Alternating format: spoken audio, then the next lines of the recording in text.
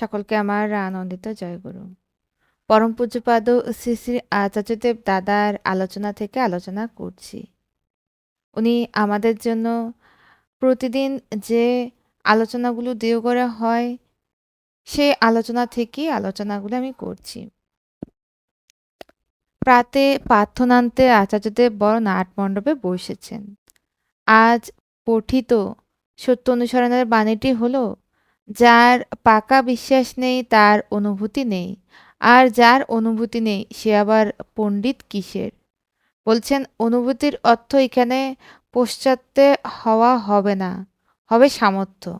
মানে সামর্থ্যের উৎপাদক যা তাই অনুভূতি। যার বিশ্বাস থাকবে তার উৎপাদনের সামর্থ্য থাকবে, সে হবে প্রোডাক্টিভ। শুধু ভাবালুতাই থাকবে না, যেমন আলু আর আলু বোখরা এক নয়, সেই রকম ভাব আর ভাবালুতা এক নয়। এদিন সন্ধ্যায় ফিলান্থপি সম্মুখস্থ মণ্ডপে তার সাথে কয়েকজন রাজনৈতিক নেতার আলাপচারিতা হয়।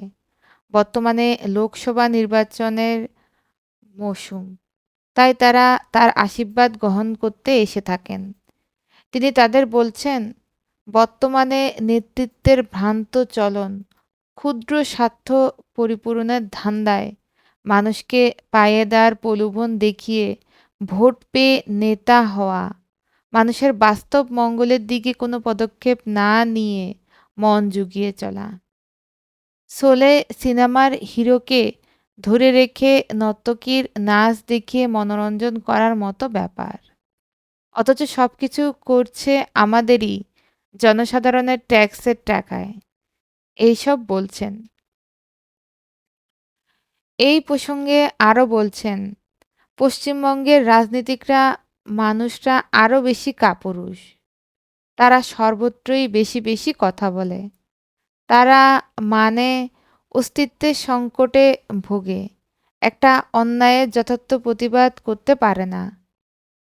ট্রেনে কোথাও গেলে বাংলার বাইরে পা রাখা মাত্র তাদের ভয়েস শেষ।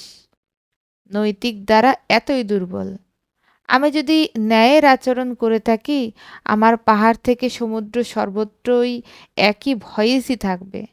এটার পরিবর্তন করতে হলে একজন এমন মানুষ থাকা দরকার যাকে মানুষ বিশ্বাস করতে পারে, যার ছাতার তলে সবাই আশ্রয় নিতে পারে।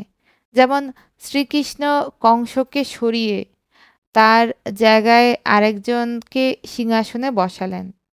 কোনো রক্তক্ষয় নয়, কিচ্ছু না। কংস মানে যে অস্তিত্বের পোষণীয় কোনো কথা, কোনো কর্মেই যুক্ত নয়। তাই তো তাকে খতম করা হলো। আর যে অস্তিত্বের পোষণ দিতে আগ্রহী তাকে সেই সুযোগ দিয়াও। পরে এক যুবক তার পরিবার, কর্মক্ষেত্র ইত্যাদি নিয়ে সমস্যার কথা নিবেদন করতে গিয়ে বলেন, মা বাবাকে খুশি করার চেষ্টা করছি, কিন্তু সফল হচ্ছি না। সবটা শুনে আচার্যদেব খানিকটা রাগত স্বরে তাকে বলছেন, তুই কি লিখে দিয়েছিলি মা বাবাকে খুশি করব? মা মা করছিস, মা বাবা কি রে? আমার এসব দেখা আছে।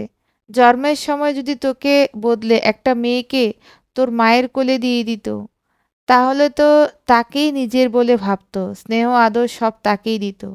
তাহলে তুই নিজের বিশ্বাসে ঠিক থাক। তুই নিজে ভারাক্রান্ত আছিস, তার মানে তোর বিশ্বাসেই ঘাটতি। আগে এই দিকটা ঠিক কর। একজন খারাপ আছে মানে তার বিশ্বাসের জায়গাটা নড়বড়ে। বর্তমানে আশ্রমটিকে সর্বাঙ্গ সুন্দর করার প্রয়াসে তিনি নানা পরিকল্পনা নিয়ে তা বাস্তবায়িত করছেন। ওই বিভাগীয় কর্মীদের প্রতি তিনি আলোচনাও করলেন এবং তাদের এই বিষয়ে উদ্বুদ্ধ করতে গিয়ে বলছেন, ঠাকুরের ব্যাপারে সব হবে। পৃথিবীর যে কোনো জায়গা থেকে পাথর উঠিয়ে আনতে হলেও তাও আনবো। বিভিন্ন স্থানে ঠাকুরের বাণী যে বোর্ডগুলো ডিজিটাল করার ব্যাপারেও পদক্ষেপ নিচ্ছেন। বলছেন যাতে গাছপালাগুলিও যাজন করে, এমনটা করে তোলা। একজন বললেন, মাঝে মাঝে ইন্টারনেটের গন্ডগোল থাকে, তার সমাধানে বললেন, সরাসরি স্যাটেলাইট সংযোগ করার ব্যবস্থা করব। প্রধানমন্ত্রীর ক্ষেত্রে কোনো অনুষ্ঠান দেখা নয়, যা হয় সেটা ঠাকুরের ক্ষেত্রেও হবে। এই ছিল পরম পূজ্যপাদ শ্রী শ্রী আচার্যদেবের আলোচনা থেকে আলোচনা করলাম। পরিশেষে প্রত্যেকের মঙ্গল প্রার্থনা করি পরমদয়াল শ্রী শ্রী ঠাকুরের আতুল চরণে। সকলকে আমার আনন্দিত জয়গুরু।